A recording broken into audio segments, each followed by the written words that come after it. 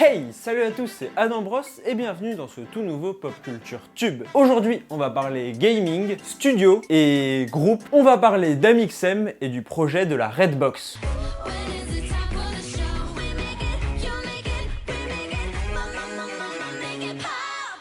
N'hésitez pas dès à présent à me dire en commentaire quel est le prochain youtubeur que vous voudriez que j'analyse sur la chaîne. Comme d'habitude, le commentaire avec le plus de j'aime, je l'analyserai. Maxime Chabrou, alias Amixem, est un youtubeur à plus de 5 millions d'abonnés. Il a commencé les vidéos en 2012, notamment sur les jeux vidéo. Au départ, c'était des gameplays assez simples, comme on en trouvait pas mal sur YouTube à l'époque. Hey, c'est Crackfy et Amixem Soldier, on est parti pour un gameplay sur Aftermath sur Battlefield 3. C'est parti mon kiki, on joue tous les deux à la MCZ3 en médic et on est en Conquest and Domination comme à notre habitude.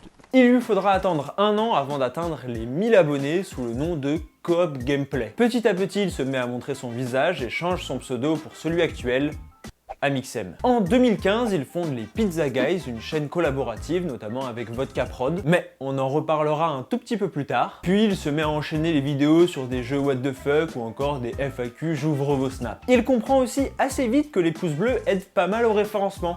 Il se met donc à mettre cette intro en vidéo. Bonjour, le ministère de la Culture vous informe que si cette vidéo vous enjaille, vous pouvez cliquer sur le pouce bleu et vous abonner à la chaîne d'Amixem. Au revoir. Clap. Bonjour. Enfin, le 27 décembre 2015 sort la vidéo les pires annonces sur Le Bon Coin. Et elle va plutôt bien marcher, à tel point que la série continue encore aujourd'hui avec des nouvelles vidéos, les annonces Le Bon Coin. Aussi en été 2016, il change une première fois de studio, notamment à cause des mauvaises conditions de tournage. Il se lancera alors dans les vlogs et laissera de plus en plus les jeux vidéo de côté, notamment pour se lancer dans les vidéos réactions, un peu comme on l'avait remarqué avec Squeezie la dernière fois. Le 29 novembre 2017, il annonce enfin son très grand projet, la Redbox. Un lieu de tournage qui réunirait plusieurs youtubeurs, notamment Vodka Prod, Neoxy et Mastu du FantaXU ou encore YouTunes.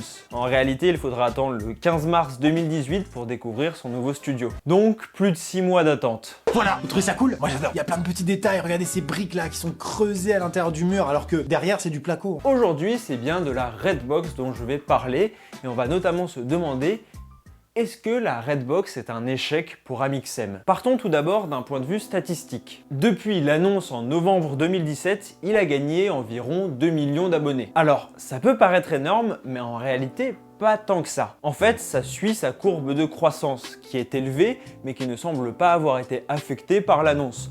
Ni en bien, ni en mal. D'un point de vue de l'image et de la communication, sa chaîne a eu des retours positifs, puisque c'est un projet ambitieux, donc c'est forcément encouragé, mais aussi des retours négatifs. Effectivement, pour financer ce projet énorme, il a fallu de l'argent et donc des placements de produits qui sont pas forcément très bien vus. De plus, les vidéos en collaboration, en mode bande de potes ou simplement on joue à des jeux se sont multipliées et elles ne plaisent pas forcément à tout le monde et sont vues parfois comme des vidéos un peu bâclées à l'arrache ou juste ils se filment en train de s'amuser. Tiens Maxime, salut. Bâtard.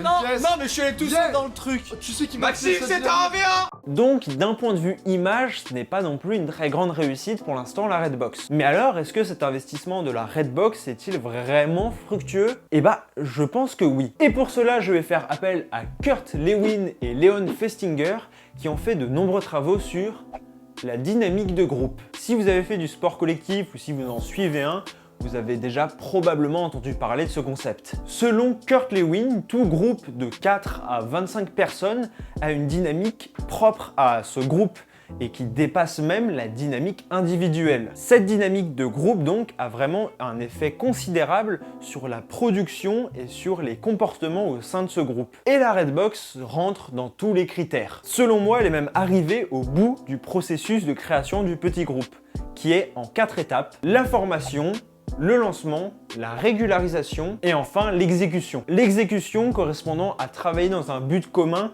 tout en étant hautement efficace. Et vu le nombre de vidéos publiées par l'ensemble de la Redbox quasiment chaque jour en fait, on peut dire qu'ils sont hautement efficaces. Parce qu'aujourd'hui, la Redbox travaille énormément en commun, ce qui émule forcément chacun des membres. Et c'est quelque chose qui, je pense, est primordial, surtout pour des youtubeurs comme Amixem, dont c'est le métier depuis plusieurs années. Cela lui permet de sortir d'une routine et même de lui ouvrir de nouveaux horizons. Notamment avec Joyka, par exemple, qui peut lui permettre de refaire un peu de musique ou des choses comme ça. Parce que si la dynamique de groupe rend plus productif, elle sert aussi de facilitateur pour le changement de comportement, en bien ou en mal. Pour ce qui est d'Amixem, j'ai personnellement remarqué qu'il parle beaucoup plus de ses passions, de lui, de ses envies, et fait des vidéos aussi plus naturelles depuis qu'il est à la Redbox. Vidéo extrêmement particulière aujourd'hui, vidéo qui me tient beaucoup à cœur. Et j'espère que dans cette vidéo, je vais réussir à vous transporter avec moi, parce que dans cette vidéo, je vais vous parler d'une personne qui m'inspire énormément. C'est même, je pense qu'on peut le dire, la personne qui m'inspire le plus. Et peut-être, et je pense très probablement, que c'est lié à ses collègues youtubeurs qui l'encouragent à faire ça.